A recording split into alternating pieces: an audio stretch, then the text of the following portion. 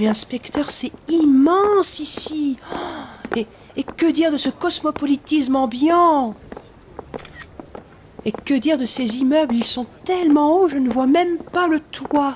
Ce que je trouve merveilleux, c'est que nous soyons à 10 000 mètres sous l'eau avec comme seule protection ce dôme de verre. Nous sommes dans cette ville comme enfermés dans une boule à neige posée au bord d'une étagère fragile qui, à tout moment, peut tomber à terre et voler en éclats. Ça m'angoisse. Inspecteur, on se fait un selfie? Si ça peut vous faire plaisir. Allez, inspecteur, on sourit. Allez, vous pouvez le faire.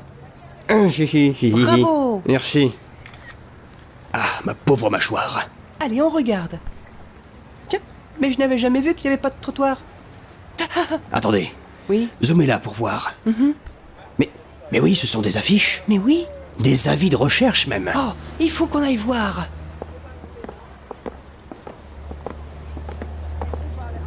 Nous y voilà. Donc tous ces gens ont disparu. Il faut bien le croire. D'après les affiches, ça fait environ 1 mois maintenant. Mais, inspecteur, je me demandais, Oui, vous pensez qu'il y a un lien avec les 3 victimes retrouvées sous une grosse branche? je ne sais pas, il faudrait mener l'enquête, c'est pour ça que nous sommes là, monsieur le témoin. Eh bien, on pourrait les demander à ce policier là-bas alors. Absolument, allons-y.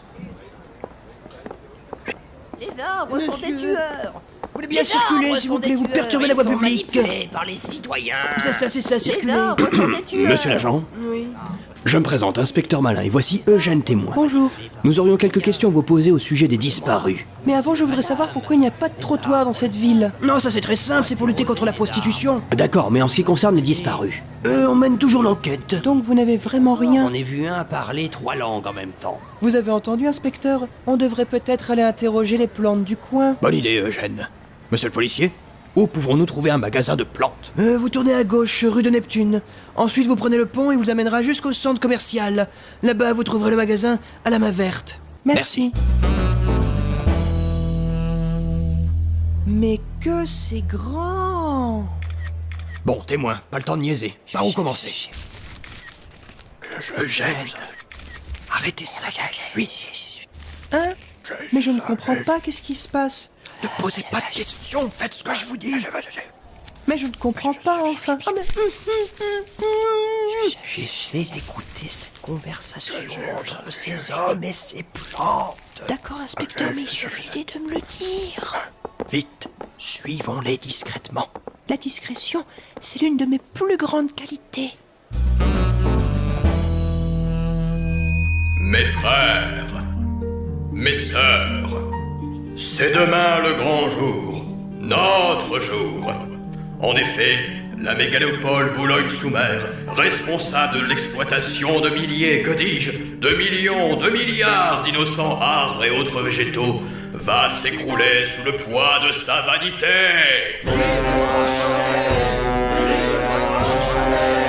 Vive le grand Chambet!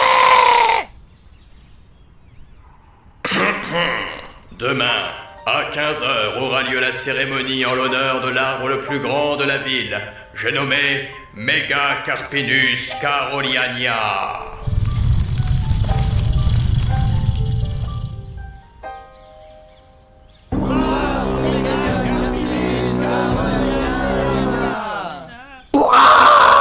Seulement, ce que le maire ne sait pas, c'est que Megacarpinus caroliania est un arbre génétiquement modifié et qu'il a gentiment accepté de briser le dôme qui protège Boulogne-sous-Mer afin que celle-ci soit noyée. Oh mon Dieu, mais ils sont malades de ouf. Il faut empêcher leur plan d'arriver à exécution. Allons-y, Eugène. Eugène. Mais quel grand arbre!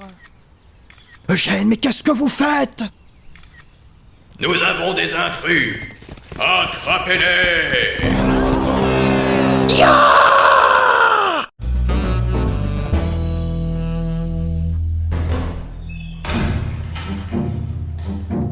Oh, mon coccyx.